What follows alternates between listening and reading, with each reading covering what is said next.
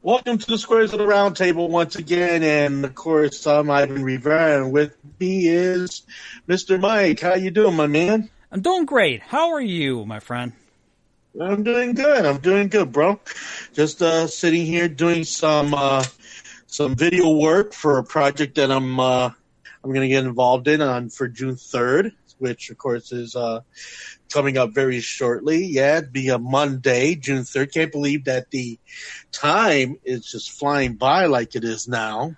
No. Seems like there's never enough hours in a day now. It's like 1 minute you're doing something and poof, something else comes up. But the time just never, it just seems to be going faster now. It's weird. Yeah, that's good though. It's a good sign when time's going by fast. You're keeping yourself busy. Oh, yeah. And believe me, I've been keeping myself rather busy. I worked on a poster for the event. It's called Black and White Night. It's going to be taking place over at Logan Arcade, 8 p.m., June 3rd. And I will be doing a presentation along with music. That's right. I'll be playing boogie woogie, big band, jazz, and swing. And presenting cartoons from the Fleischer Studios, from the early Warner Brothers, Felix the Cat, Betty Boop. Going to be featuring a couple of Bosco cartoons, which that's the early part of Warner Brothers Studios makeup. In fact, he was Warner Brothers' first star, actually, was Bosco. So, I mean, very little is known about him today because he's been overshadowed by so many of the later, more known characters in Warner Brothers lot. And some other things, some Alice comedies out of Walt Disney, which that was Walt Disney's early putting a human person into a cartoon world type of situation back in the 1920s. And running Steamboat Willie? It's as much as I would like to incorporate more Disney things on this particular presentation. I'm putting everything down onto a master DVD so I can manipulate it from where I'm standing when I'm playing records. So I'll be able to just go ahead and press a play button down and start it and stop it whenever I need to. Right. So it's going to be the music's going to be kind of loping in and out of the video presentation as it goes along. So it's a pretty involved deal, but I'm rather excited about it. I like doing these type of projects because there's just so much you can do with it. And so with that, yeah, it's going to be a couple hours worth of cartoons. It's going to be like 4 hours in total because it'll start at 8 p.m. and then what I'll do is I'll started off with like a half hour's worth of music just leading up to it. Then a small Leonard Maltin style type presentation just stating to the audience that to look at these cartoons from the point of view of when they were created. And I know that a lot of the subject matter, the comedy, the race situations and such, it was a different mindset back then, but to just kind of view them as, art in motion, look at it for the painstaking work it took these people to actually put these things out there. And the fact that these cartoons were not meant for children at all. Cartoons were, adult fare in the, start of animation in the 1920s. Well, even before the 1920s when you had, Winsor McKay and Gertie the Dinosaur, which was the very first animated cartoon. That was back in 1910. So with that, after so many innovations from many different people, including David Max Fleischer, who perfected rotoscoping, which gave cartoons their fluid movement by putting a see-through paper and tracing from an actual movie negative onto the paper, so that way it would make everything flow fluidly on the screen instead of having to depend on one's own sense of timing as far as like trying to write things and trying to and animate things by hand. It helped that along. And then later Disney came up with if we could put cartoons in a human person world, why can't we put a human person in a cartoon world? Which, of course, that's how the Alice comedies in the early 1920s took place. And then Felix the Cat, enough has been said about Felix the Cat. In fact, Felix the Cat also has the fame of being the first television star. In fact, it was at that wasn't the first animated show. Though, no. What it was that Felix the Cat was used as a prop for the early experiments at RCA Victor's Radio City Music Hall. They had a television station they were experimenting with in 1928. And underneath the 100-watt lights, which were several, which would really tear down a human being because of the heat, they used an animated stuffed, or not stuffed, I'm sorry. It was more like a plaster of Paris figure of Felix the Cat on a turntable going around in circles. So that way they could zero in on the then 130-line image that made up early television. So the image of Felix the Cat was the first one to be transmitted through the airwaves, and thus giving him status of being the actual first television transmitted star. Wow. So, yeah. And so as far as Felix in your set then, I presume? Well, yes, I have several Felix the Cat cartoons in the set. I have one, Felix Gets the Can, which and another one where there's, like I said, there are several of the cartoons each. In fact, here I got the itinerary right here. Okay, just give a smattering. You didn't give the whole thing, but yeah. Okay, well, I have several appearances of Grampy, which of course was Betty Boop's grandfather in the later Betty Boop cartoons. These are post-code cartoons, which basically relied more on comedy and such than sensuality, like the pre-code cartoons did. So there's several of them, and then there's the fabulous Betty Boop with Minnie the Moocher with Cab Calloway. He'll be making an appearance. There's a Betty Boop with Louis Armstrong that'll be appearing. I'll be glad when you're dead, you rascal you. Then, of course, rounding out that set would be Betty Boop's Sally Swing with a teenage Rosemarie, the same Rosemarie that appeared in the Dick Van Dyke Show. Yeah. But at the time she appeared in that cartoon, she was all but 18 years old. And before then, Rosemarie had a career, as a Vitaphone star and radio and films, being known as Baby Rosemarie, which is a young girl. But so that was just one of the later voice acting roles that she had there. Then Felix Gets the Can. Felix Gets All Puzzled. Popeye the Sailor Man. I was about to say, you better put in the old Paramount black and white Popeye. Absolutely. And I put one in called Date to Skate, which was probably one of his funniest vehicles. Is that where they're at the roller rink? Yes, it is. I think I vaguely remember that. The roller rink where, Popeye takes olive oil to the roller skating rink. And I remember watching the old black and white Popeyes. I remember the backgrounds being so interesting. It's very, very realistic.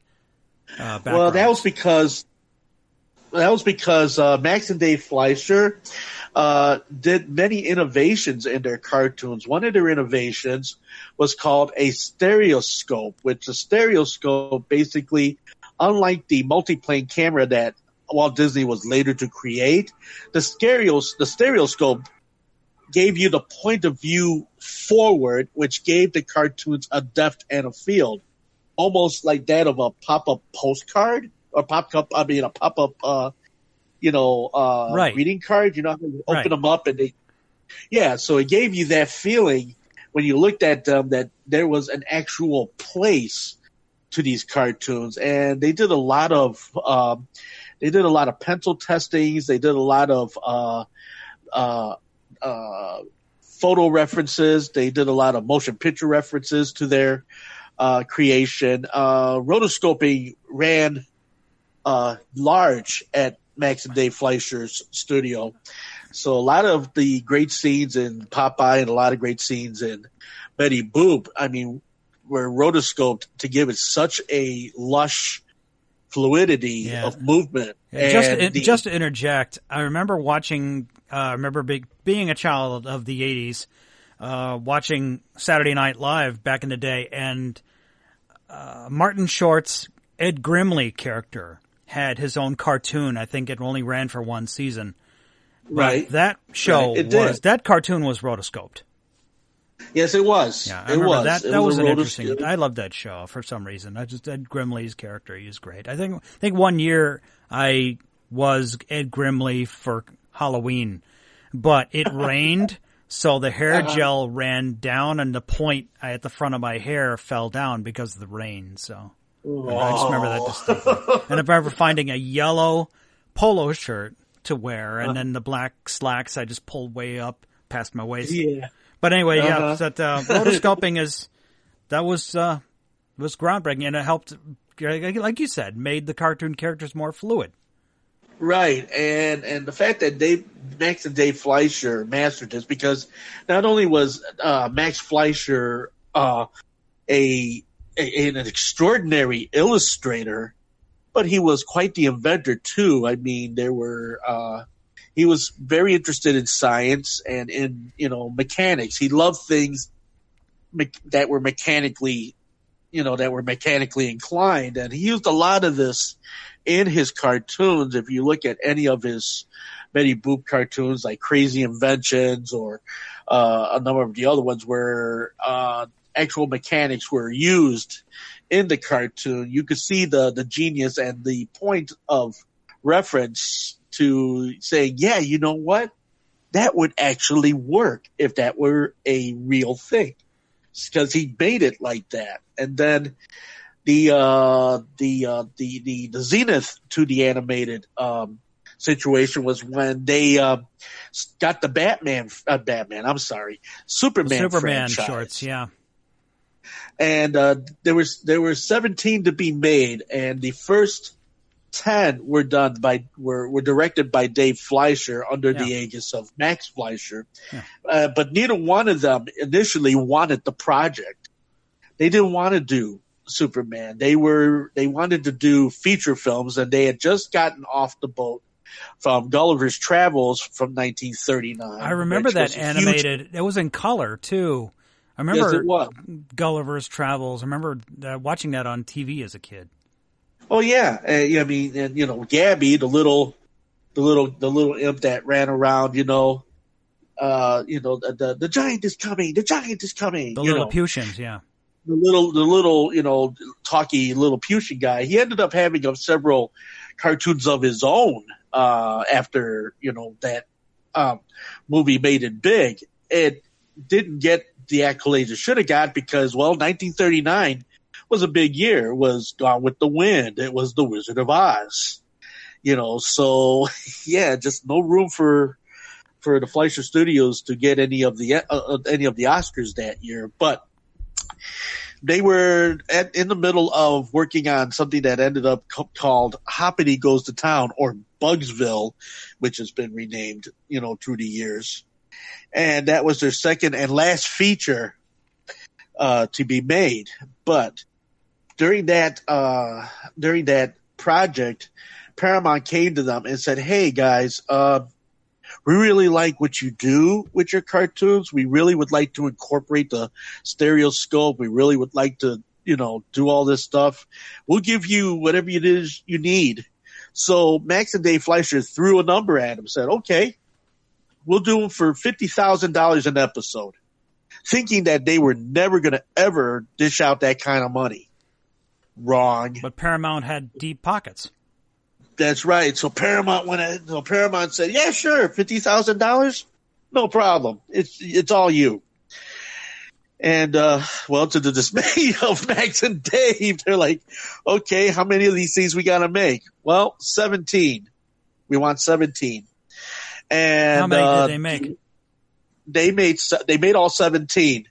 All 17 got made. The first 10 were under the direction of Dave Fleischer, and the last 7 I think Ice Barber, took over the directorial thing when when Happy to Go to Town kind of fell short at the box office, and it lost money, lots of money.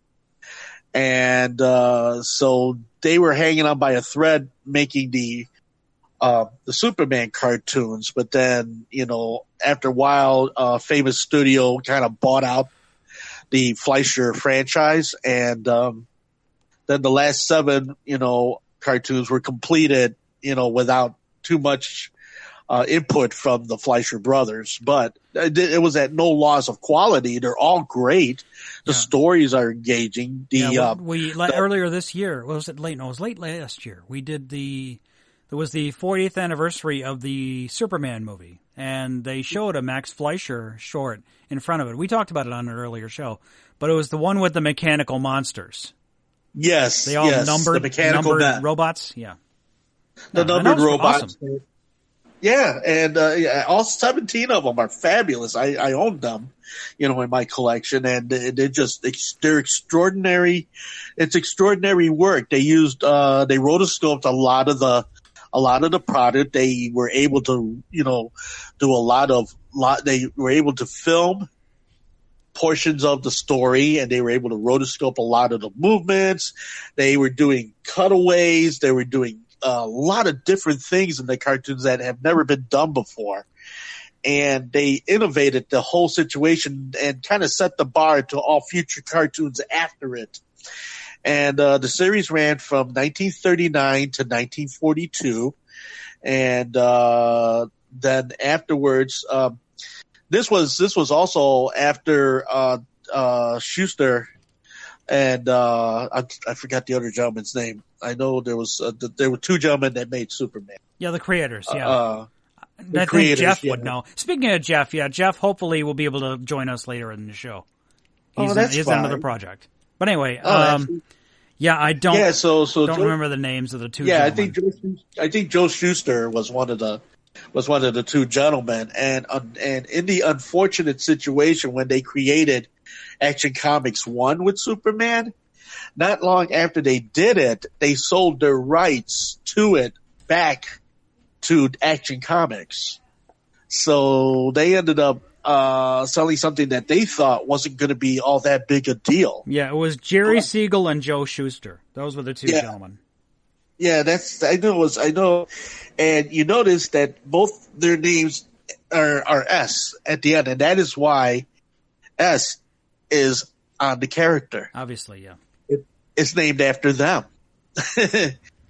So that's how they did it, because they were a couple of guys in high school that one didn't see very well, but had all these great stories and had this great imagination, and then one could draw like the Dickens and just put it out there. And together they created that whole thing. And I think the first 30 years, they did all their comics, for Superman. And it was amazing, but they did not benefit from the cartoon, from the cartoons, because by that time Action had already owned, the property. So they didn't get to receive any royalty from the actual cartoons from Max and Dave Fleischer. And then Max and Dave Fleischer, all the stuff that they did for the first 10, ended up going back into paying back all of the lost monies and debts they had incurred from Hoppity Goes to Town and everything else. And then they stopped doing cartoons altogether after that. And then their property Popeye went to American Artist Productions, AAP. I thought they were Paramount. Yes, they were Paramount in the color. Oh, okay. They were Paramount in the color presentations. The Paramount logo. Well, yeah, I remember at the beginning. Yeah. Okay. Yeah, where you have the star flying out at you and his head pops up and he toots his That's just embedded into my childhood brain. Pops, he says popping up in his pipe there. But the earlier ones that were done by Max and Dave Fleischer, the black and white ones, they had an agreement with King Syndicate and E.G. Sager, who was the creator of Popeye, who E.G. Sager, when he created Popeye, was actually based on a real sailor that lived in his town who had one eye, smoked a pipe, and had, and if you were to see pictures of this guy, he would be a dead ringer for Popeye. It's amazing. And Popeye started off in Thimble Theater, which was a small comic strip in the papers with Wimpy and Olive Oyl. And before he was known as Brutus, he was known as Bluto in those cartoons. Well, I just thought it was always Bluto. I mean, sometimes I remember he was Brutus, but most times I just presumed he was Bluto. Yeah, Brutus came in after the cartoons went to color. And they were after they acquisitioned Popeye, and then later, when Famous Studios started going out to other projects, then they went second tier, and they gave the work to American American Animation Productions, and so with that. That's why, you see the changes in the personality, in Popeye over the years. But yeah, so this is what this little presentation just entails, just the early part of animation, its origins, its effect on society at large, and why they did the things they did in cartoons. I mean, Mickey Mouse in the silent cartoons, he was, he drank beer, he smoked cigarettes. He was kind of like a Douglas Fairbanks Jr. before he became the lovable, mouse that he was in, Steamboat Willie. Right. So when you're going to show these episodes, and you have to give the audience a bit of context about this was a reflection of the society back in the day. Right. And a lot of that doesn't really translate to 2019. Yeah. No, exactly. I mean, that's why when I made the poster, at the bottom of the poster, I state long before the phrase politically correct. And, that's because it's long before the phrase of politically correct, where, people weren't as uptight, I guess you could say, about, joking about one another. I mean, we've all been in our family circles, and we've all joked around and have, paid candor to, ethnic jokes and things like this, because, that just happens. It's just conversation. And back then that was the norm. And, I don't think it was meant as much to, hurt anybody's feelings and everything like that. I mean, in the animation world, everybody made fun of everybody. Yeah. I mean, it was meant to be funny, I mean, and though as grotesque as the blacks were depicted in these early cartoons, same with the Asians, same with the Polish, same with the Russians, same with the Italians, it was just very, it was a very broad, stroke across the page, so. But that's just how things were back then, because, well, everybody made fun of everybody, and they laughed with everybody, not at everybody, and yeah, for the most of it, it worked out well. But there were exceptions. Not to say that it all went, well. I mean, there were times when certain cartoons went out there and, they were not well received. There were cartoons that you look at them now and you're like, how did they get away with that? Like like the Bugs Bunny cartoons from the 40s during the war. Man, exactly. Not cool by today's standards. Yeah. Well, yeah. I mean, you had Disney was part of the war effort at large. So, strategy through war, through air power was a big one. A lot of propaganda filled, animation happening at that time. And, because at the same time you'd be seeing newsreels of how the war effort's going. So, and obviously just being very topical of the time. That's how a lot of people got their news other than newspapers. They'd go to the movies and see the newsreels. Exactly. That was their version of the 10 o'clock news for us, you know. Mm-hmm. But yeah, that's how they get. You know, they got the newsreels. They saw the cartoons. The troops in the barracks and such saw cartoons of a different type of nature, instructional cartoons. That's where you had Donald Duck, you know, showing you that you need to get your injections for malaria. Private Snafu, you know, stay away from the den of iniquity, you know, because this is what could happen.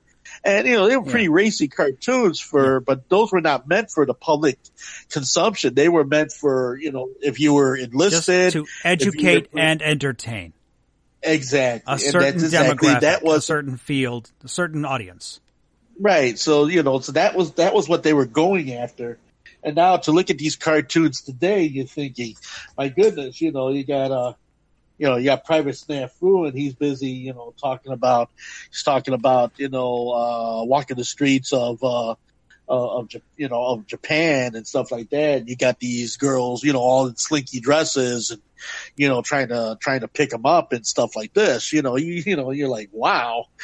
And, you know, and then there was the cheesecake variety of animation, which was right up the alley of one Walter Lantz, Mr. Woody Woodpecker himself. Yep. Yep. And Andy Panda. Andy Panda, that's correct. I remember one episode of Andy Panda where he pretty much goes to hell. Yeah. I'm like, that was like freaking dark, man. Well, yeah. Well, there are some dark moments in the animation world. I mean, you have Betty Boop in Hell's Bells, where she comes out of a bed, you know, freezing cold, so she goes downstairs to a fireplace, and she throws in all this wood and all this coal, starts up the fireplace, and next thing you know, you see the chickens sitting by the fireplace as they start turning into rotisserie chicken as they're going around in circles. And you got Betty Boop falling into the pits of hell to sing this song that was Our Castle and His Castle's in the Air. That was their theme song. It was called Hell's Bells. And so as she's walking behind her... AC/DC did not cover that. No, they did not. They did not cover it. No. And as she's walking, you could see the silhouette of her body underneath her very scantily clad, you know, nightgown as she's walking through hell, trying to find the Hell's Bells to sing about them. And the dancing in there was rotoscoped as well, so it's just beautifully done. But just like I said, it seemed like Max and Dave Fleischer just kind of ventured into the macabre as far as their animation was concerned. If you watch Minnie the Moocher, you know, with Cab Calloway, when you watch St. James Infirmary with Cab Calloway, when you watch I'll Be Glad When You're Dead, You Rascal You with Louis Armstrong front and center. And, I think, you know, I Heard with Don Redman, you know, and of course the opening of the theme to that cartoon was called Chant of the Weed, which made no bone about what the cartoon was all about. So, being said, yeah, you know, early animation, you know, was not child's fare. It was made for the adults, and up until about the late 20s, they were not considered really relevant up till then, you know. But it was like the advent of sound just kind of, you know, took it to a whole nother level after that. But yeah, before, and then you know, we had like Warner Brothers and Disney and all the other studios. And then once we got to television, cartoons were 99% for kids. And it wasn't until like years later where we got like The Simpsons, and of course we had, you know, Fred Flintstone and all that. But I mean, most of the Hanna-Barbera was just like aimed at for kids. Well, in the initial sense of Hanna-Barbera's cartoons, okay. Well, you had a guy even before then who came up with the first made-for-television cartoon, and that was Crusader Rabbit, and of course that creator was Jay Ward, and that's the same creator that came out with Rocky and Bullwinkle. Yeah. So, but like I said, he was the one that came out for decades. A vast majority of cartoons were strictly for children. And then later on, as we got into more television and we got into more cable and we got a wider variety of programming, animated series or even films in an animated sense, they became more mainstream, like The Simpsons and Family Guy and at home. They became that pop culture sensibility where everything could be expressed on the platform of animation, and it actually makes it palatable to the masses. I mean, when you got certain subjects that that would have been considered way taboo, 20, 30, 40 years ago, to be able to come up with the things that they come up with now in animation is nothing short of extraordinary. And but the animated form will continue to enrich, educate, entertain, and amaze those who seek it out, see it, study it, enjoy it for what it is. And that's the part of your childhood that never really truly leaves you. I mean, you get a cartoon on television or something, and right away you're whisked back to those feel good days of your youth. And then, or you go ahead and you watch The Simpsons and Family Guy, and you get the heavy yucks because you get what they're saying. You understand what's going on. You know what I mean. Then you have animated series like Drawn Together, Comedy Central, which was a huge hit, which really was very, very bizarre. But I mean, be it bizarre or be it beautiful, I've always been an admirer. I've always been a fan of the animated form for as long as I can remember, and having pushed my own pencil around and drawn things on the page, and for people to have an opportunity to let their minds run free and their imaginations run wild, to be able to express that in a way to watch it move up on a screen in full color with voices and music and backgrounds and everything. It's a beautiful thing. I mean, I guess I'm about as geeky a cartoon guy as you're ever going to find. And I'm proud of that. I mean, I'm about as geeked out about my cartoons as I am about my music, so as well as, other things, I mean, classic, like, old films, I mean, I like old comedies, I guess I have to consider myself a very old soul.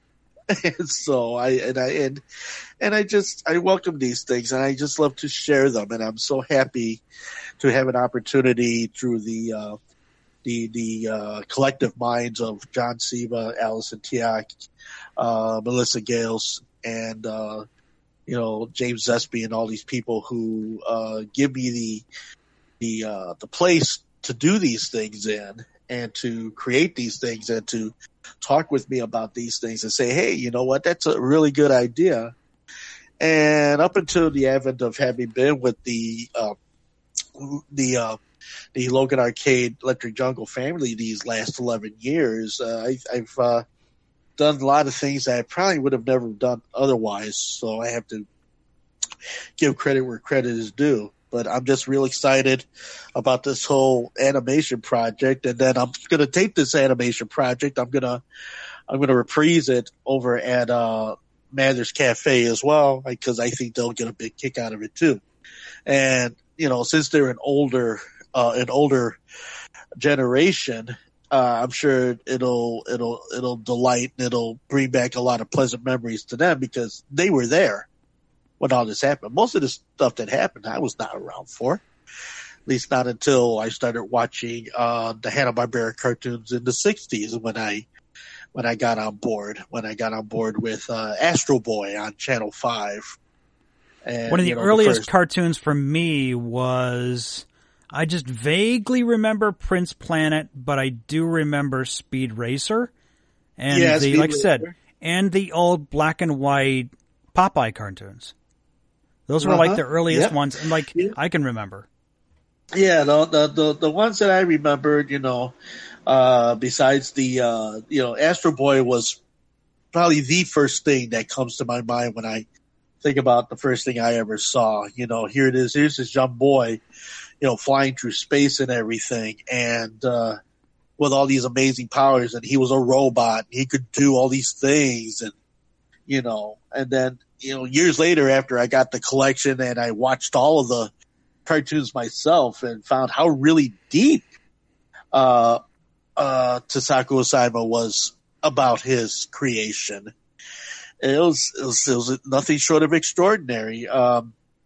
When he decided to go on board after Astro Boy, he took on the next project, and that was Kimba the White Lion, which in Japan, everything there has a beginning, a middle, and an end. And so this proved to be a little difficult for NBC, because they financed the project. Not only did they finance the project, but they got Disney color artists to meet up with Tezuka's people to actually bring the thing in those rich, lush colors that became the series. It was an extraordinary series. So yeah, that's how Japan got on board with all these beautiful, lush production values. Alakazam the Great, which was a great,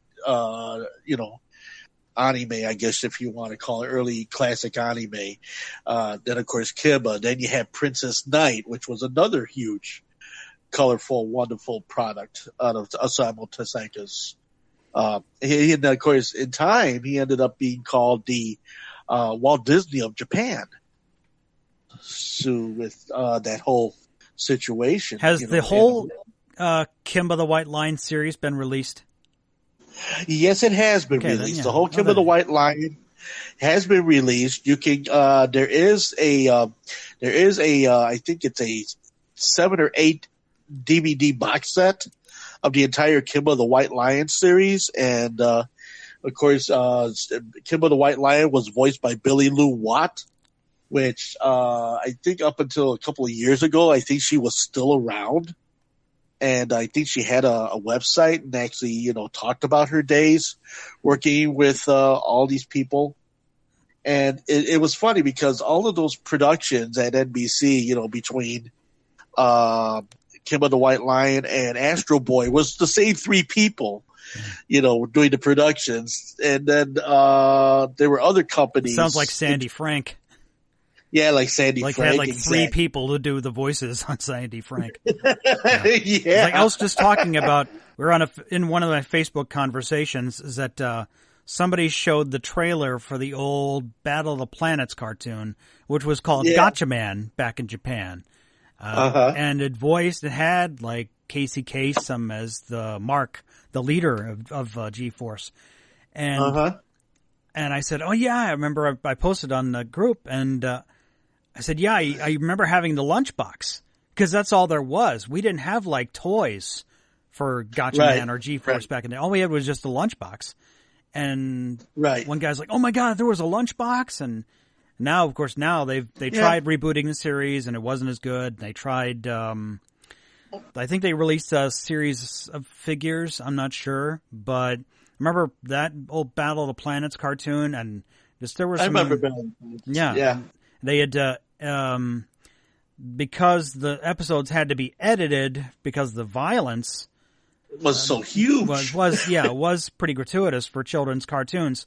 So they had to interject. They had to like pad the show with these little intervals with the robot doing like the narration, who'd be like watching over them or sending them on missions and stuff. And those, and she always talked to a disembodied voice, like in a computer or something. And she had like a Marilyn Monroe kind of, voice sounding to her. Yeah. Those, like I said, cartoons, go with you. Oh yeah.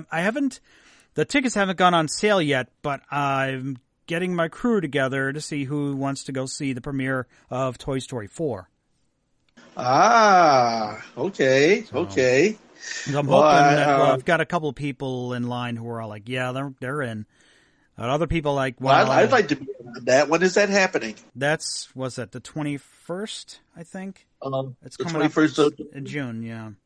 June? Okay. Yeah, it's Friday the 21st of June. But 21st of June. Okay, I'll get back to you. I'll get back to you deeper on that. But yeah, I would love to see it.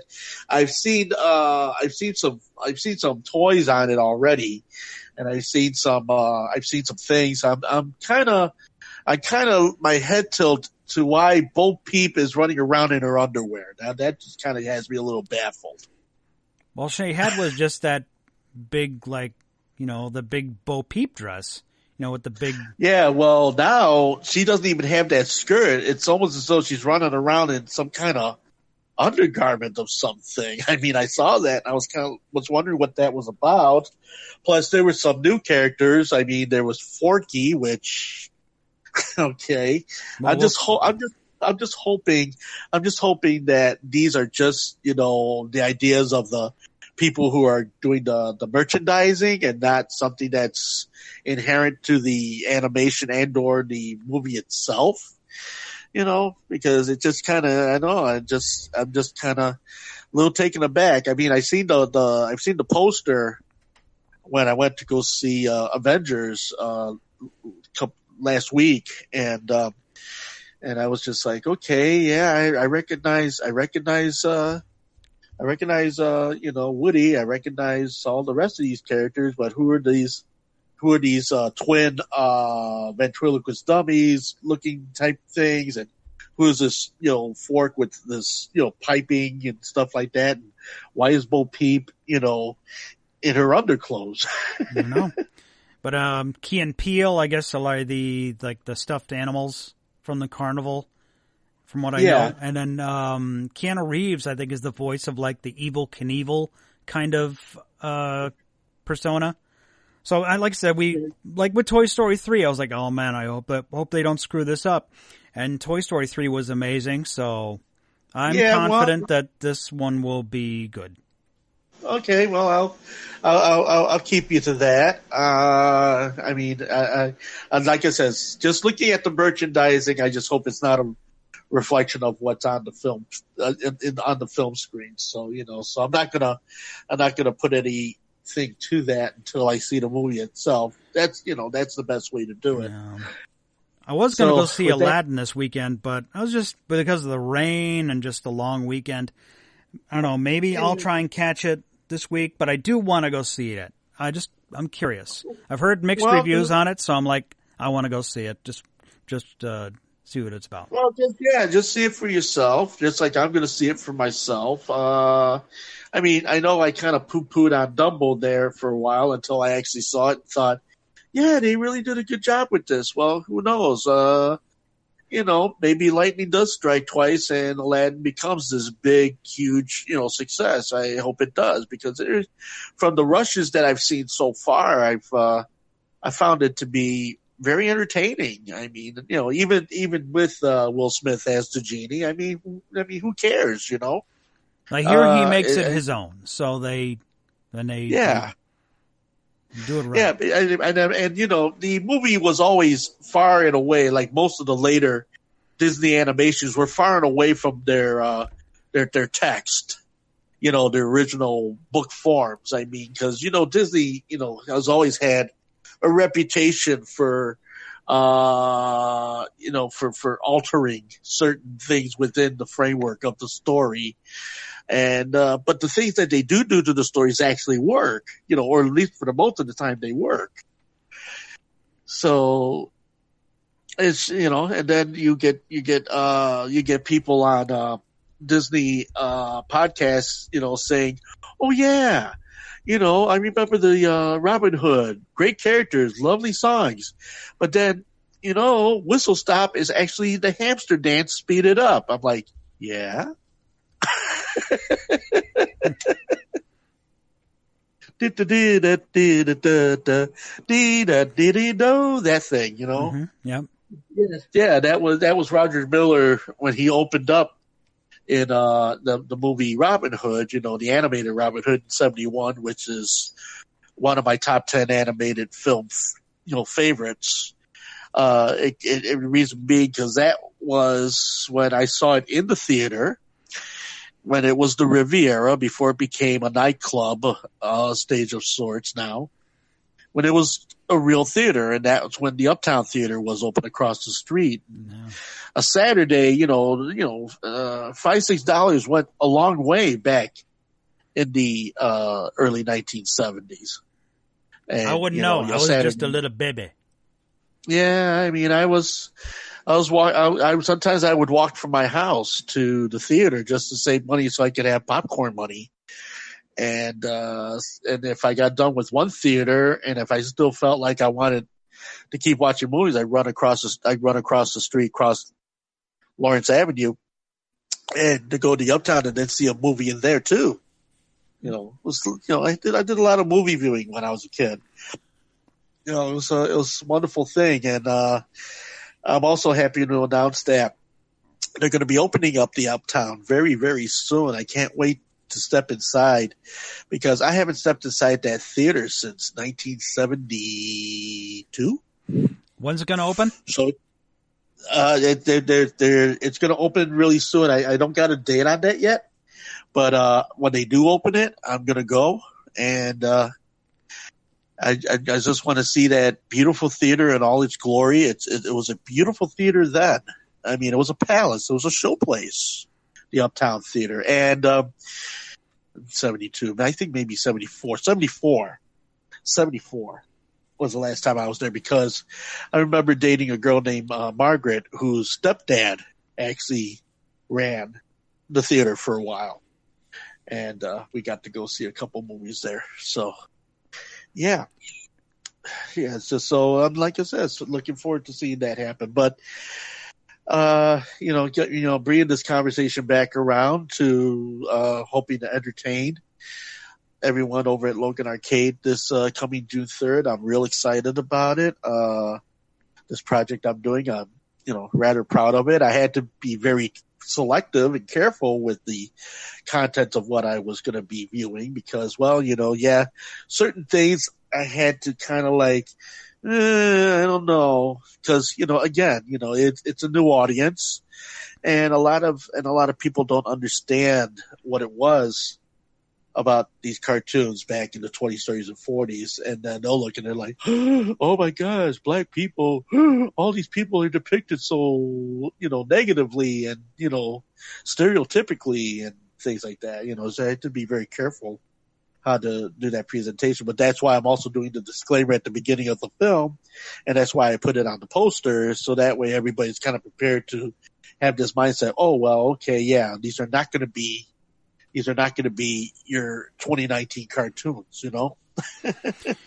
Right. It just comes to some people be like, well, those should never be shown again anywhere ever. It's like, well, it's history. It's how we were as a society. Exactly. Do I think it's right? No. But no, I don't think but it's still relevant as an art form. Okay, would you say, oh, Picasso's penises don't deserve to be hung on the walls? What? It's Picasso, man. Or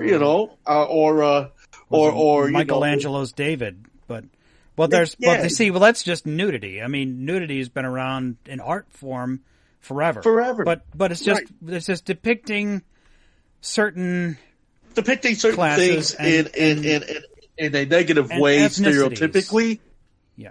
Ethnicities. Yeah. Right. But then you also have to look at the times these things were made. And yeah, are we proud of these things? No, we're not. Not today. Back then they were tolerated. But you're not showing them to say you agree with them. You have to let that. Yeah. Yeah, I am showing you these. I'm showing you these films. I'm showing the films, so that way you see how things were done back then, and how people's taste and situations were back then. And when these cartoons appeared back in those days, these cartoons were considered revolutionary. I mean, well, stylistically and from an art form standpoint as to how they were made, not the depictions of certain ethnicities. That's not the greatness that's on display here. Right, exactly. So, and so that's why certain things you have to take certain things on board when you view, animation, especially early animation, because a lot of it can be frightening. A lot of it can make you mad. A lot of these will upset you. A lot of things can make you think, oh my gosh, we were barbarians back in the old days, and how we've come away from that, It'd be interesting when you come back in 2 weeks, and I'd like your feedback from the audience. I'd be happy to give it. I would be happy to give it. I'd love to hear what people say about them. I mean, not to say this is some kind of social experiment or something, but... No. It's just, I'm curious myself as to how these people are going to receive these cartoons. Are they going to laugh? Are they going to take it with a grain of salt? Are they going to be offended? Are they just not going to be interested in it at all? Or is it just going to be background to whatever other thing that they're doing at the arcade the night this happens? I don't know. I'm taking a big chance. But you know what? How do you expect to change anything if you don't take your chances, right? Yeah. That's just how it is, man. I mean, you can't change the world unless you take your chances. I mean, how do you know how deep the canyon is if you don't jump off, right? I hear you. But you're not doing it. You're doing it because you love these cartoons. You grew up with them. Not that you're not. Well, you know what I mean. I just. Yeah, I do. I mean, I'm not looking to prove a point. Because you being a minority yourself, you still enjoy them. Right, exactly. Here it is, And as a friend, I know you, I know who you are, and I know what you aren't. And that's important. I am not... to hopefully your audience will have a sense of perspective. Exactly. And that's why, before I even flash, frame one on the screen, I just want to put that straight across that these are not my views. These are not my thoughts. These are not my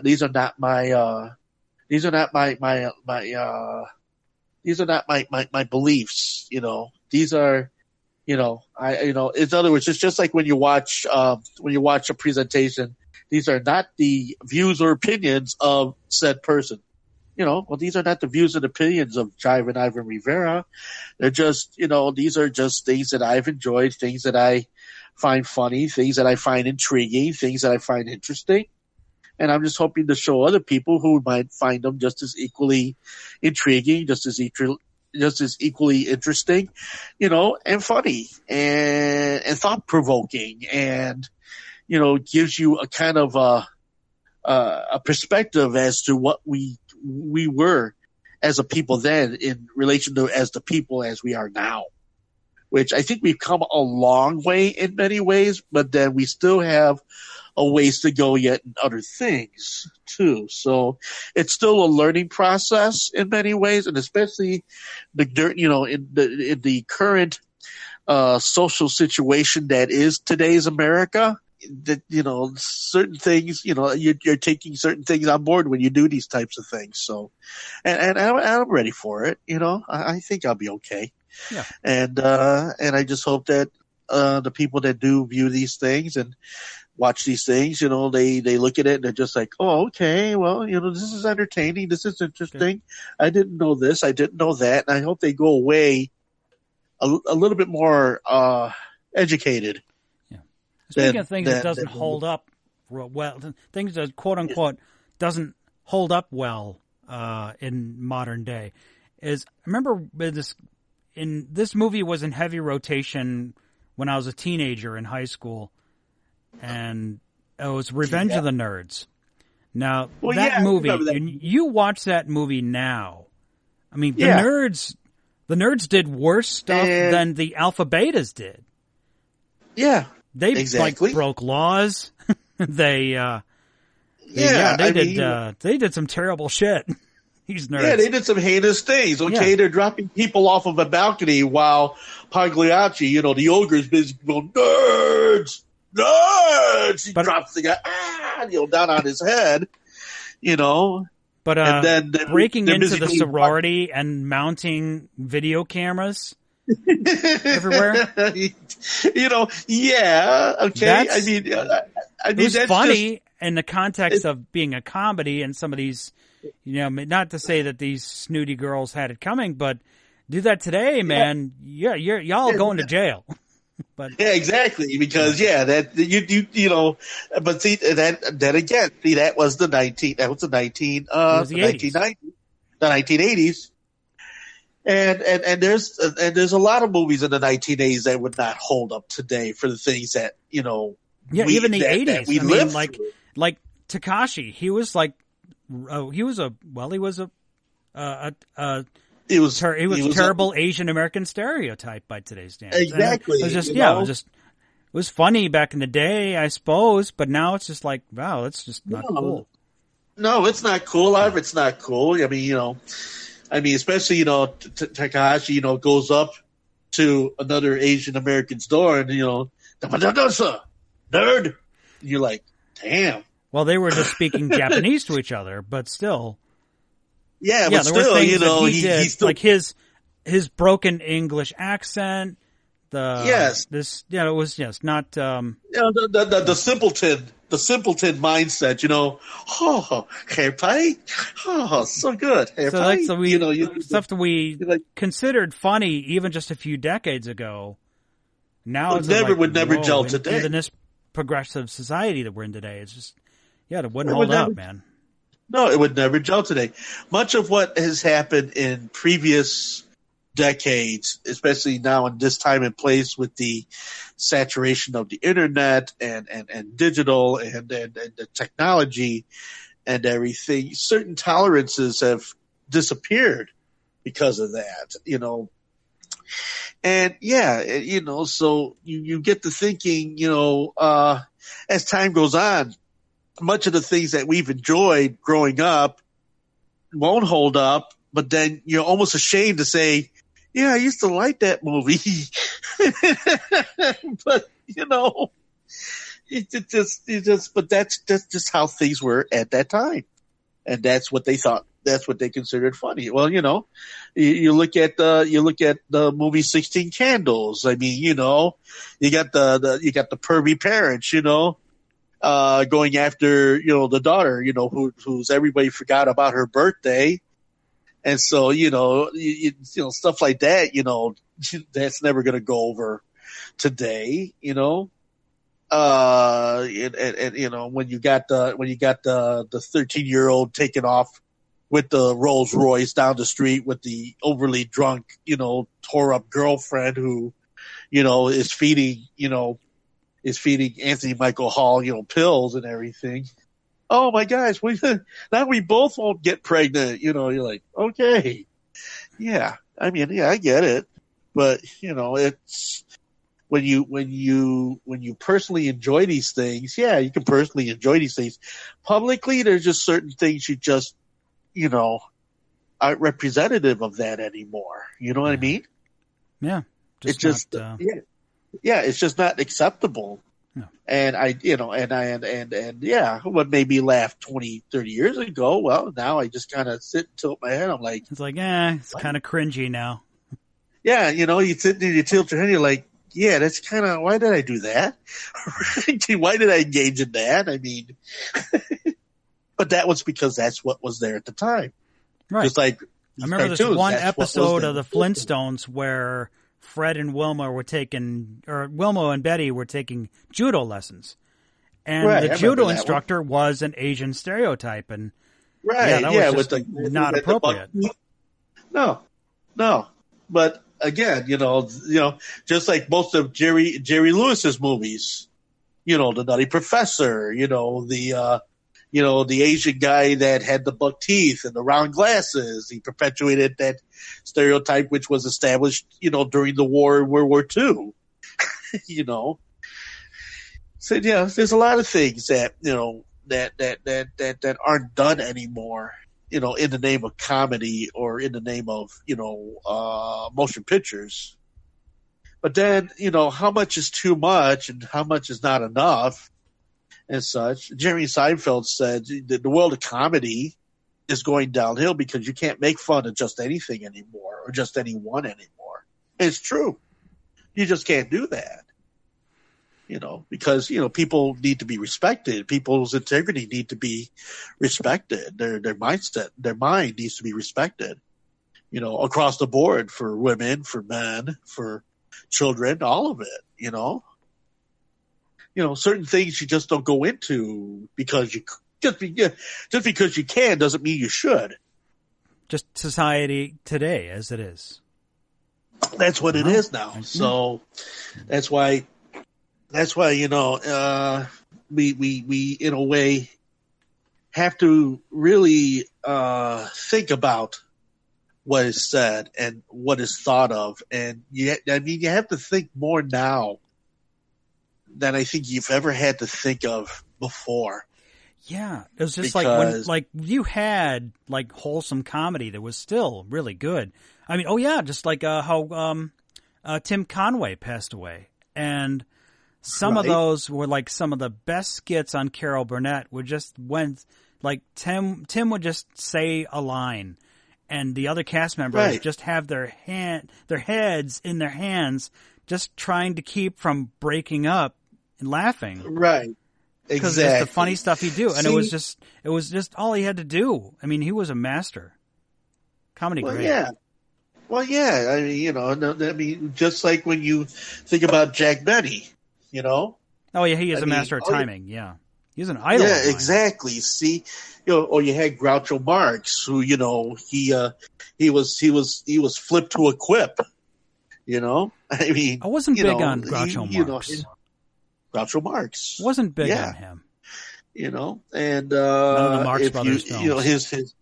His comedy is very sophisticated when you look back on all that, very, very pop culture enriched, if you will. It was very, very much timely when those movies were made. See, I mean, they were representative, but in a way that appealed to everyone and offended no one.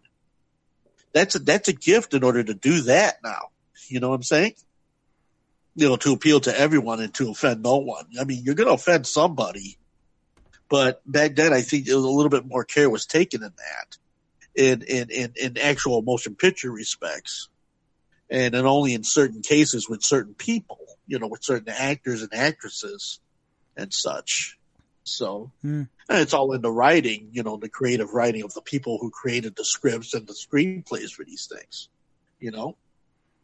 So so that situation being what it is, you get to thinking, okay, now, if I was to make, let's just say, if I go ahead and I make an animated cartoon or I make a movie today, in 30 years, in 30, 40 years, will my work be scrutinized,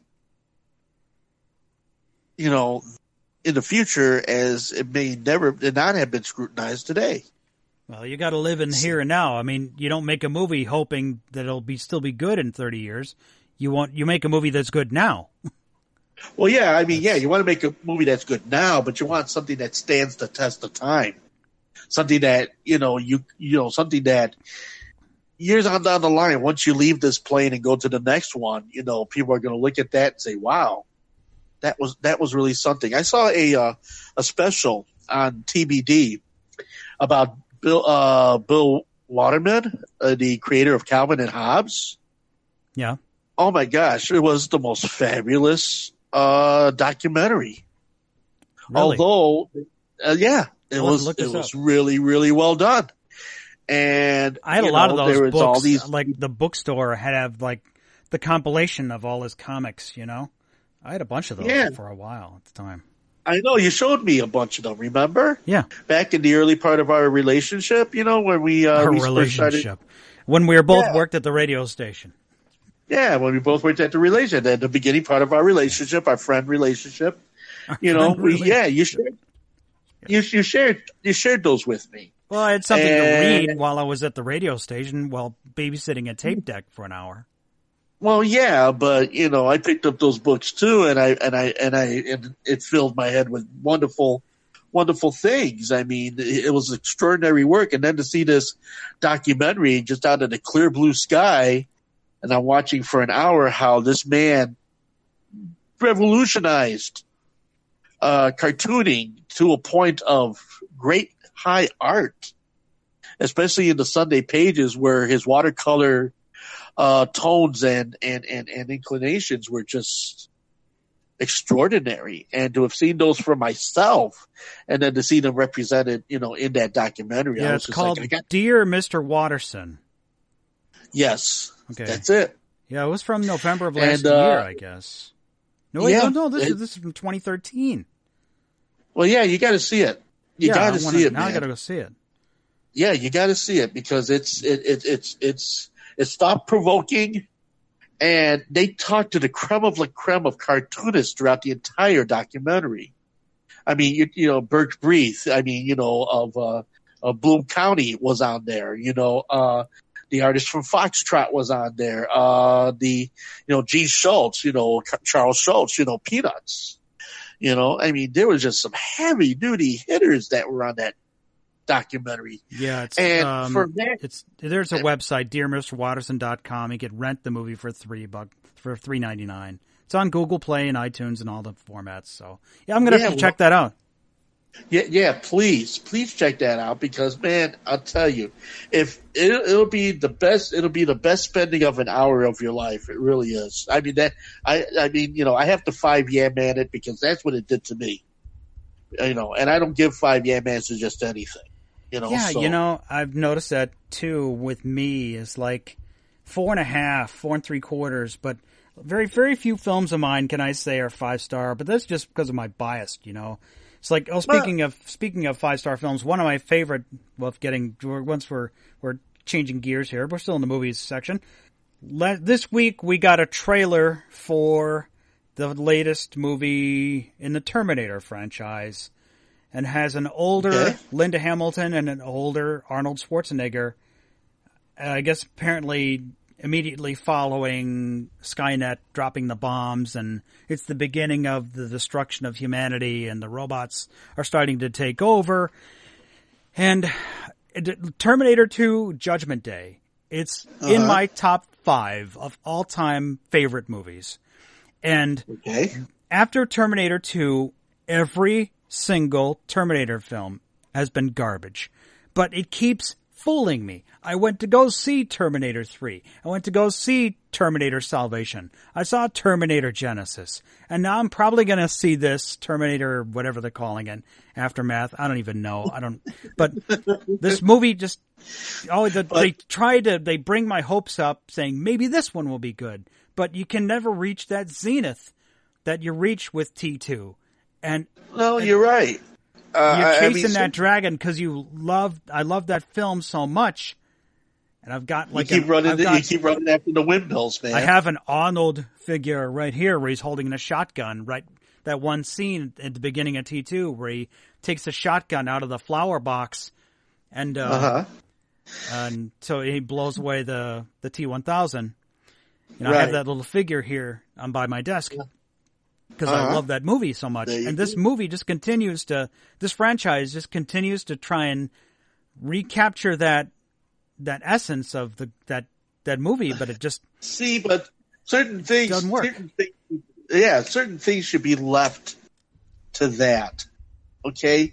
Too many times franchises have been extended way beyond their shelf life to disastrous results, man. I mean, Austin Powers. Last week we were talking about Austin Powers. We'll get to that in a minute. But Terminator 6, I guess this is, right? You got 3, and then 4 was Salvation, and then 5 was Genesis. So I guess this is being Terminator 6, whatever this is. But I might go see a matinee because I just love the Terminator movie. Well, the first one was good. I love the second one. The first one kind of shows its age and budget. But the first one was still a great movie. The second one was just, like I said, I saw that probably 5 times in the theater. It came out in 91. And I saw that like 5 times in the theater with my friends. But anyway, yeah, you're right. How now they try and recapture that, but it just doesn't work, and it falls way, way short. And Austin Powers is a great example of that. The first Austin Powers was great. Well, the rest of them I could care less about. Yeah, I mean, and they became more gross and guttural as the franchise went into 2 and 3, and then it was like to the point of, well, you know what? If we're going to be disgusting, let's be way disgusting, because who's going to give a shit after all is said and done? And guess what? Nobody gives a shit after it's all said and done. Yeah, I saw an interview. Stern was interviewing Dana Carvey about that. How Mike Myers kind of stole Dana's document. Dana Carvey, he had an impression of Lorne Michaels, and Dr. Evil is Mike Myers doing Dana Carvey's impression of Lorne Michaels. And never really, there's some a little bit of kind of animosity. Not just maybe animosity, but that was just, it was Mike Myers aping Dana Carvey and on that. But still, Dr. Evil is a great premise, and it was still very good. The first one was very good, but 2 and 3, forget about it. Yeah. Are you kidding? I walked out on number 3, right? You walked out on Austin Powers 3. The only movie I ever walked out on was Ford Fairlane. Yeah, I walked out on number 3. I mean, 20 minutes in, it was just like, forget it. It was like, oh, this is such a shit show. I mean, so I just walked out, pissed off that I spent that amount of money to watch a bunch of garbage. But but then it just happens. It just happens. It's just like. Did you ever go back and finish the film? Did you ever watch it on cable again or not? No, you never finished it. Nope. I never saw the third one. I saw the second one, and I was like, I didn't remember. I remember it just being not as good as the first one. No, usually, and I guess the movie world feels, in order to cater to certain markets that are not American, that are just like, Europe or, the Asian market, Japan, and all that, they like it where you go to 2 and to 3 and to 4 and to whatever. Yeah, a lot of the foreign markets, they love the sequels. Yeah, they love the sequels because, they like that whole continuous thing, but it doesn't make it good. Okay, certain things just should not be extended beyond that situation, because it doesn't work unless you shoot the movie one after the other, where the continuity still stays tight and the continuity of everything around the movie still stays front and center. Yeah, but there's very, very, very few examples of that actually being a reality. I remember Back to the Future 2 and 3 were filmed simultaneously, and those were 2 completely different films. Right. But would you watch 2 and 3 again? I would.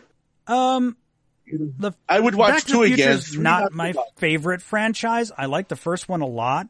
Remember saw that back in the theater back in the day. Yeah, me too. Me too. And then Back to the Future 2, I did see 2 and 3 on cable later on. I didn't see either of those in the theater. Yeah, I saw 1 and I saw 2 in the theater. And 3, I went and I saw that on a cable channel somewhere, someplace, and it was just like, they should have stopped it at 2. But the third one tied the ends together. I mean, it was a good conclusion. Right. Which, Doc got his girlfriend, and they made everything right because they left it at a cliffhanger for 2. They did. And so with that in mind, certain things are better left concluded. Just like, back to Bill Watterson for a few seconds, when he ended Calvin and Hobbes and the last 3 words, let's go exploring. Just those last 3 words in that very last panel as Calvin and Hobbes, are sledding away into the sunset. And you get to thinking, you know what? Certain things for certain times and certain moments for those moments. Some things just don't need to be extended. They're perfect just the way they are. Did they talk to him in the documentary? Pardon me? No. They never got to see him.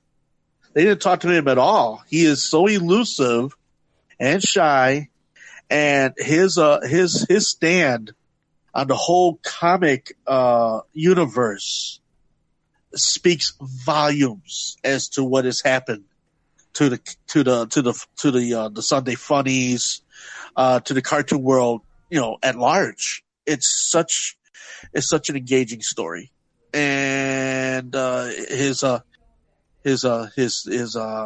thought on everything. He makes you think. I mean, when I read those cartoons years ago, when you loaned me those books, and I read those cartoons, and I thought, you know what, this is one really smart kid, but at the same time, he never loses the fact that he's still a kid, and that his little, his little stuffed tiger in his mind turns into a tall, voice of reason for him.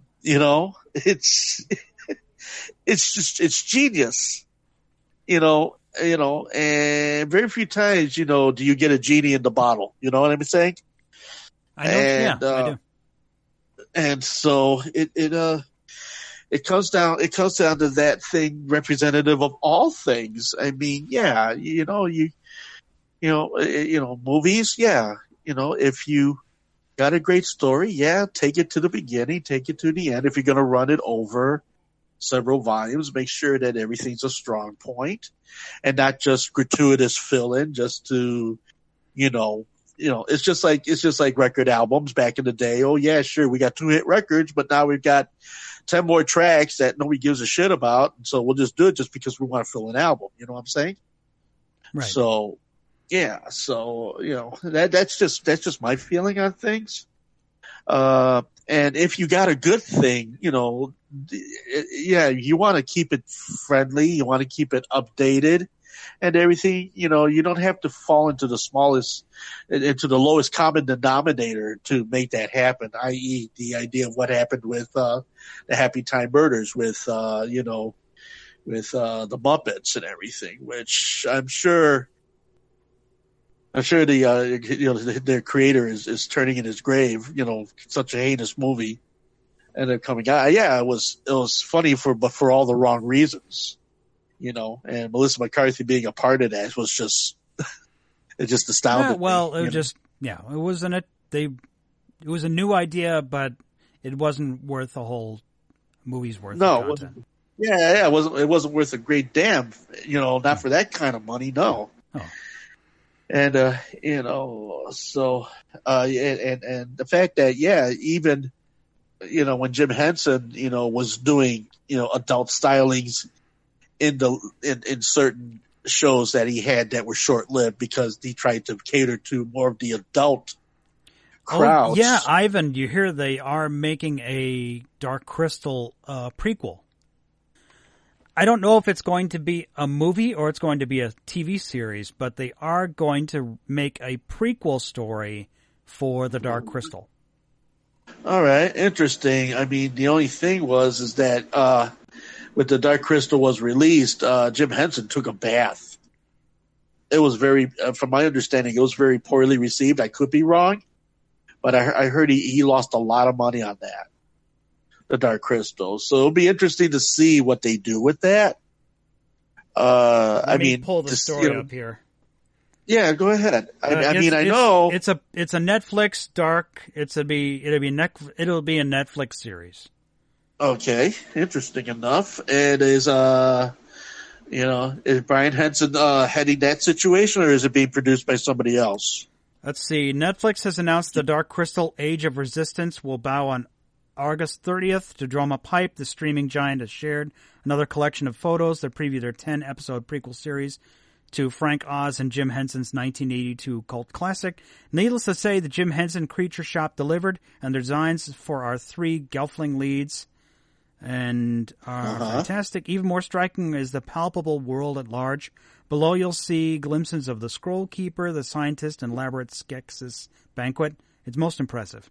But don't know if it involves the original series. But I guess they did because it comes from the Jim Henson Creature Shop. So okay, so then it's the same group. It's still within the same. It's still within the same body of creators that are making this, which Yeah. Okay, gives when you got soap, you got hope. But it's they'll have Mark Hamill, Simon Pegg, Andy Samberg, Keegan Michael Kay. So yeah, this is. Right, so they got some heavy voice guys in the recording booth. That's cool. So yeah, comes in August, so it's going to be a Netflix series. All right, well, I'm going to have to pull the trigger and just actually get some Netflix and some cable up in this house, so that way I can stay a little bit more trendy. I remember the shows. Just remember seeing the movie on cable when it first came out, because I did, like a lot of people, I didn't see it in the theater. So it did not do well in the theaters, but I remember it just being really weird when I saw it. Well, I wasn't into it.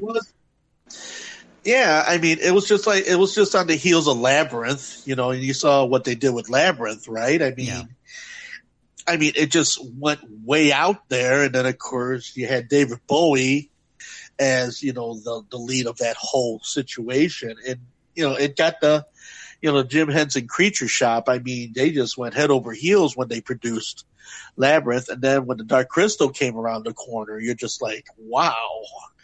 And I think it may have been just a little bit too ahead of its time for the time frame. A little too artsy fartsy. Everyone's all like, "Where's Fozzie Bear?" I'm like, no.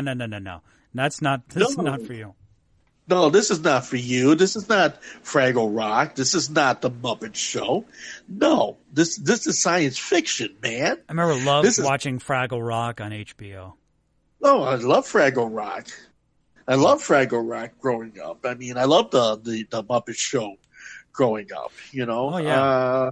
I was into all of that. I mean, I remember the first Muppet movie I saw in 1979. That was one of my dates with my then ex-wife Linda. I went to go see that with her, and I still get the feels to this day every time I see that movie.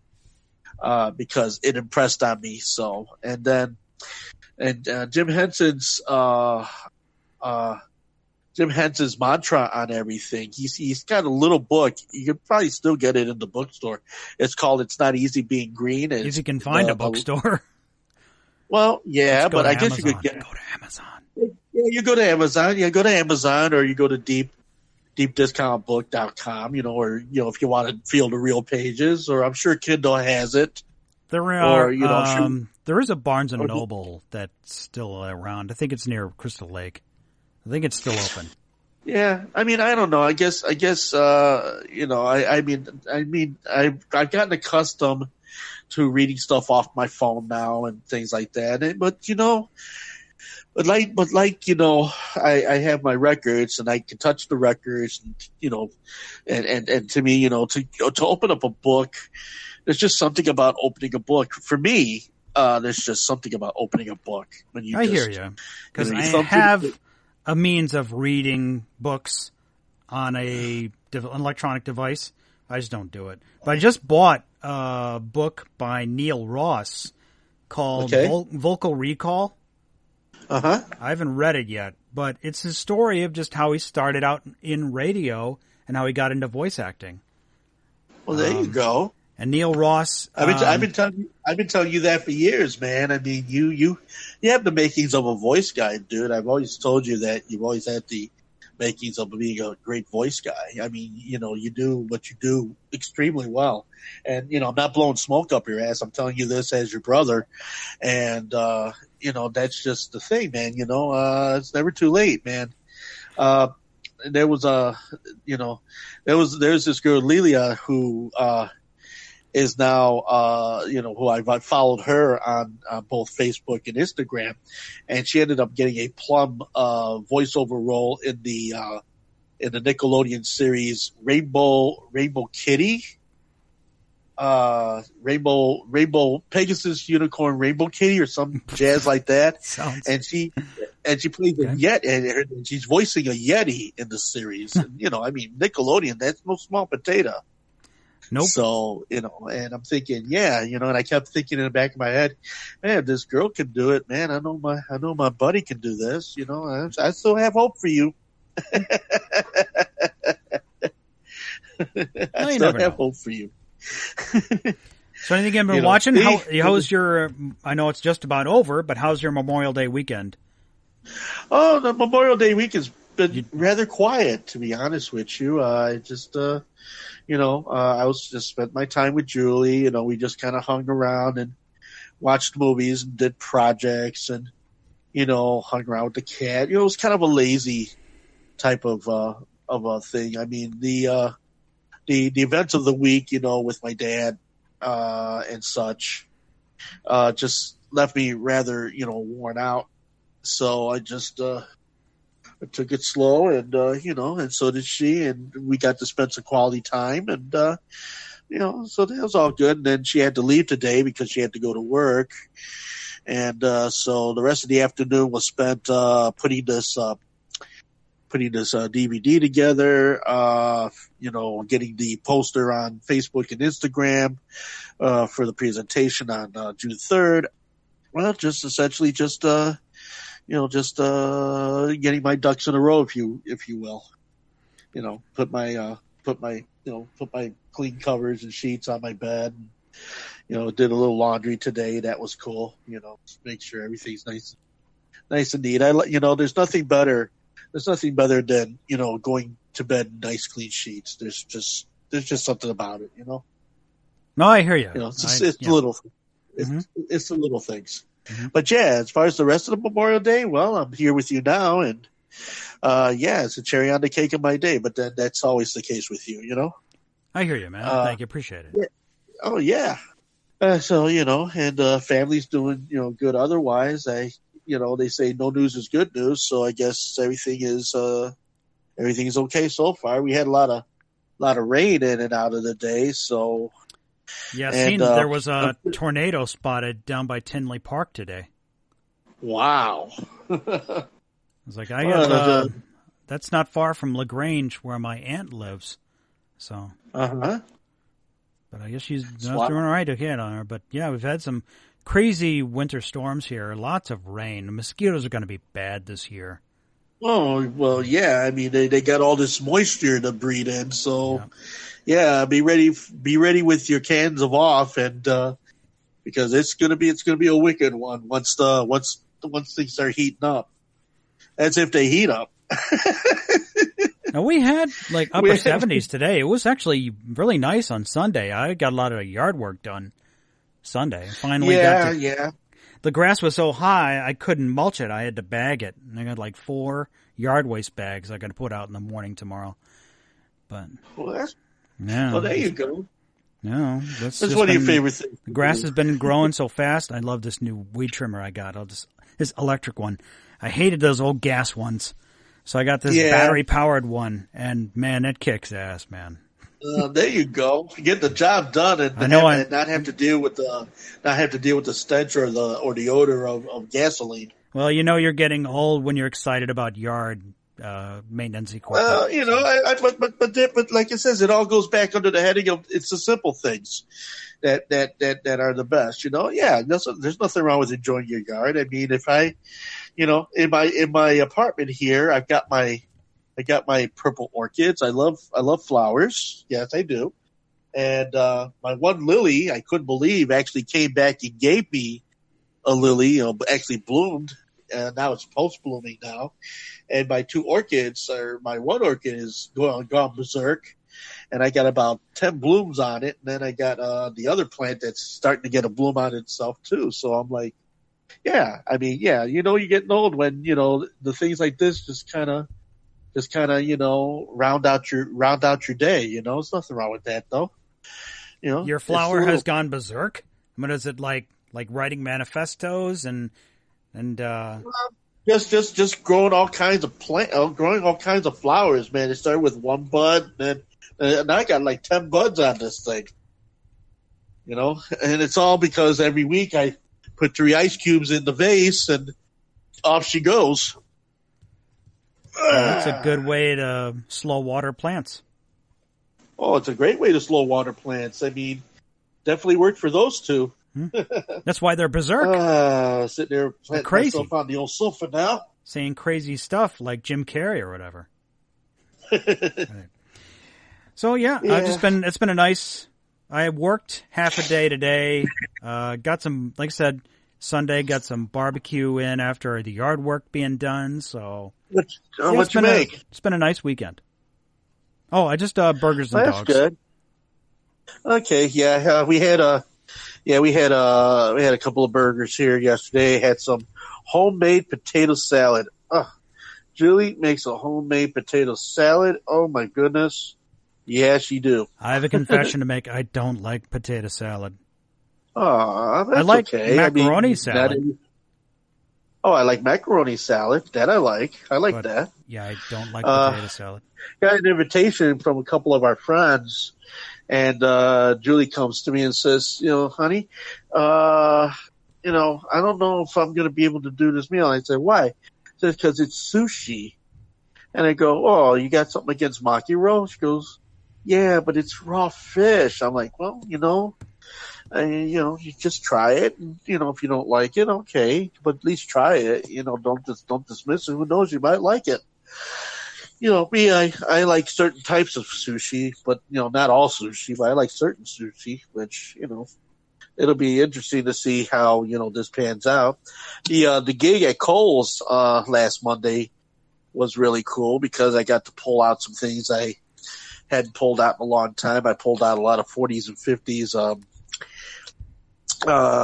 like swing R&B and blues and some doo-wop, which, I don't get to play much doo-wop when I'm out spinning records, but that was really neat. It was, people dug it, and, so I got a return engagement out of it, so I'm real happy about that.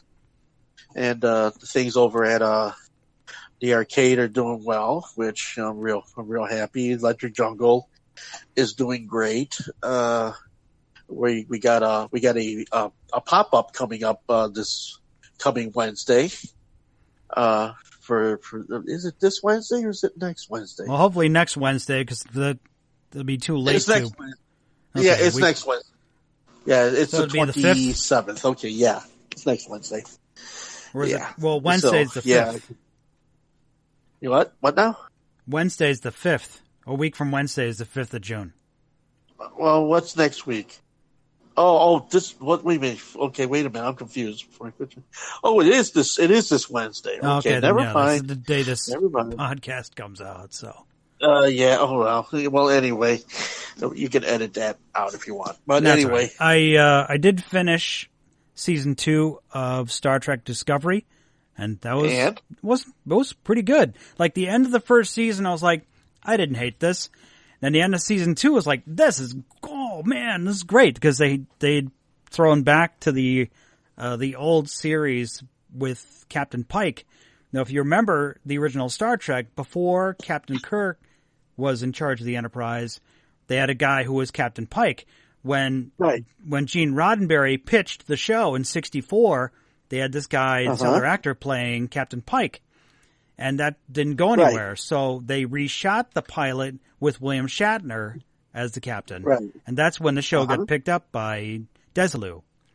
So this one takes place before Captain Kirk, where the crew of the Discovery teams up with the crew of the Enterprise with Captain Pike. And it was really good. It's lots of nice throwbacks to the old series, and they even threw in the old theme song. And the guy who was Spock he was fine. Well, that's good. Yeah, and I'm looking forward to. We got a teaser for the new Picard series that's coming later this year, I think. And they've started shooting, and I've seen some set leak photos, so I'm looking forward to that. So cool. This sounds like there's going to be a nice round of watching going around this fall. Yeah, there's a lot of good. Gesundheit. What was that? A little cough sneeze. Okay. So a lot of good content on this way. And this weekend I'll be seeing Godzilla. Okay. You have to let me know how that is. I'm not in a hurry to go see that one, but, you let me know how that is. Yeah, I've been invited by a friend of mine, so I'm going to go. Well, that's cool. That's cool. So good. Good movie viewing. I was thinking about going to see Detective Pikachu. It's still in the theater over here at Logan. I don't know. It's kind of it's going to be one of those things where, Should I just throw my hat in the ring and just see it, or should I just wait for something else? I don't know. We'll see. I'm not the target audience for that movie, but I've heard good things about it from people. So, right. But I'm much more curious about Aladdin, though. So. Oh yeah, well that I do want to see. That I do want to check out. So since you're going to see it first, then I mean you just kind of tip everyone off on it. That'd be really good. That'd be really cool. See how your take on the movie against what everybody else has been saying about it. So I guess maybe we can cap it up here. I guess. So all right then. So then I guess we can go ahead and make our way on out the side door here, my man. But it's been a very casual, very chill type of a program today. I hope everyone dug it. So why don't you tell everybody where they can find us? We're on Instagram and Twitter at SOTRT Podcast. We're on Podbean and Anchor. Download the free apps and you listen for free. And we're also on YouTube. So click the bell, subscribe. You'll know when new episodes drop on YouTube. I got a snarky comment about how our videos, quote unquote, on YouTube are so well crafted, where they're just a still shot with our audio. So thank you. We appreciate any comments, whether they be snarky or not. We're on Facebook. That's where we'll get all our crazy news stories. We'll have a News of the Square later this week. And, of course, send us an email if you'd like. We're at sotrtpodcast@gmail.com. Yes, so we hope to catch up with you next time out, everybody. And thanks for joining us. And as always, have a great week. We'll catch up with you next time with News of the Square, plus our next edition of Squares of the Round Table. I'm Ivan Rivera. I'm Mike Boyle, and I guess we'll see you in 2 weeks, Ivan. Good luck with your show at Logan next week. Oh, thanks so much. And I'll be back around to tell you what other adventures I went on, and I'm sure Mr. Jeff will be joining us as well. Yes. And good luck wherever he may be, and I hope that everything is going well with him as well.